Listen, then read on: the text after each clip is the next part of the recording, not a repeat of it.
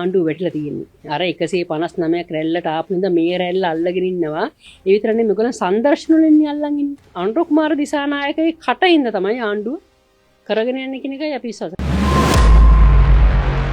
අයිබෝන් මේ Sinhala online VIP session අදත් අපි බලාපොරොත්තු වෙන්නේ මේ දේශපාලන කරලියේ අලුත් මාතෘකාවක් ගැන කතා කරන්න. අද අපිත් එක්ක එකතු වෙන්නේ සමගි ජන බලවේගයේ බීකම ආසන සංවිධායක නිරෝෂා අතුකෝරළ මහත්මිය. අයිබෝන්. ඔව් අයිබෝන්. කොහොමද මේ දවස්වල මොනවාද වැඩපිළිවෙල? දේශපාලනය කරනවා ඉතින් රටේ තත්ත්වය බලාගෙන ඉන්න. ඔබතුමිය හිටපු පළාත් සභා මන්ත්‍රී. හිටපු පළාත් සභා මන්ත්‍රී. බරපතල. කොයි කාලේද පළාත් සභාව? කියන්නේ 2013 මැතිවරණයෙන් 2018 වෙනකන් තිබ්බ අන්තිම පළාත් සභාවේ තමයි මම හිටියේ. ඊට පස්සේ දැන් පළාත් සභාවක් තිබ්බේ නැහැ නේද? පළාත් සභාව තිබ්බේ නැහැ. මේ වෙලාවේ පක්ෂ දේශපාලන වැඩ කටයුතු මොනවද? ඇත්තටම මේ වෙලාවේ අපි කරන්නේ පක්ෂය සංවිධානය කරන එක. මොකද සංවිධානයක් නැතුව ජයග්‍රහණයක් කරා යන්න බෑනේ. හින්දා පක්ෂය බිම් මට්ටම සංවිධානය කරනවා. අපි ආසන සංවිධායකවරු හැටියට කොට්ටාසවල සාකා සමිති ටික හදා ගන්නවා, කාන්තා සමිති ටික හදා ගන්නවා.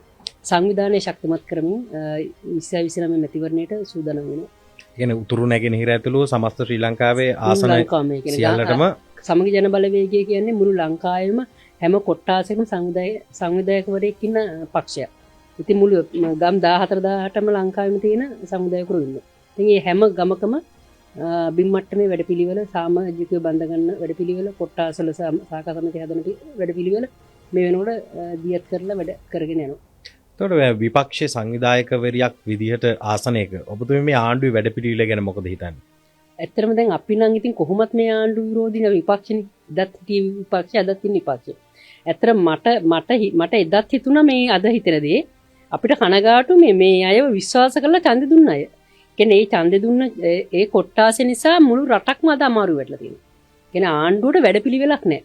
ආණ්ඩුව බලය ගන්නකොට කිව්වේ මාස 6ක් බලය දෙන්න එයාලට පුළුවන් මේ රටේ සියලු ප්‍රශ්න විසඳනවා කියලා. බලය ගන්න ඉස්සෙල්ලා කියපු එක දෙයක් අද වෙනකන් කරලා නැහැ. අද වෙනකන් මොන හරි දෙයක් කරලා තියෙනවද? මාස 6න් විසඳනවක දැන් මාස 16ක් ගිහිලා තිනවා. මොන ප්‍රශ්නෙටද මේ ආණ්ඩුව විසඳුමක් ලබා දීලා තියෙන්නේ? අනික අපි විශේෂයෙන් කියන්න ඕනේ මේ ආණ්ඩුව පත් වුණා කියලා මේ ඉන්න ඇමතිවරු සහ ඉස්සර හිටපු ඇමතිවරුන්ගේ වෙනසක් තියෙනවද? දැන් අපි උදාහරණයක් විදිහට ගමුකෝ සෞඛ්‍ය ඇමතිවරයා. කෙහෙලිය රබුක්වැල්ලගේ දැන් ඉන්න සෞඛ්‍ය ඇමතිවරයාගේ මොකද තියෙන වෙනස? මොකද සිද්ධ වෙලා තින්නේ? මැජික් එකක් කරලා තියෙනවද? එදාටත් වැඩි අපන්. ඒ කියන්නේ බෙහෙත් ටික හරියාකාරව ලැබෙන්නේ නැහැ. එතකොට සෞඛ්‍යවල වැඩපිළිවෙල හරියට යන්නේ නැහැ. ස්ට්‍රයික් වල අඩුවක් රට තුල නැහැ. ඒ විතරක් නෙමෙයි මේගොල්ලන් පෞද්ගලිකකරණය කරන්න යනවා. දැන් සෞඛ්‍ය අංශය පෞද්ගලික කොටස්. දැන් ඔය දැන්ට කැබිනට් එකට දාලා කියලා අපිට ආරංචි සෞඛ්‍ය අමාත්‍යාංශ වල රෝහල් වල තියෙන රසායනික ගාර ප්‍රයිවට් කරන්න යනවා. ඒක ආණ්ඩුවෙන් සල්ලි දෙන්න යනවා ඒ කරන පරීක්ෂණ වලට. එතකොට මේගොල්ලන් ආවේ මොනවද? රටේ රාජ්‍යාංශය ශක්තිමත් කරනවා කියලා බලට ආවේ. හැබැයි රාජ්‍යාංශය ශක්තිමත් කරනවා කියලා බලයට ආපු මේ ආණ්ඩුව මේ වෙනකොට මොනවද කරලා තියන්නේ? අපි මේ ජනතාවගෙන් අහන්න ඕන විශේෂව. අපි එදා ඉඳන්ම කිව්වා මේක අසාර්ථකයි, මේගොල්ලන්ට පළපුරුද්දක් නැහැ, කළපුරුද්දක් නැහැ, මේගොල්ලන්ට ආණ්ඩු කරන්න බෑ කියලා. හැබැයි ඒක මේ රටේ ජනතාව විශ්වාස කරේ නැහැ.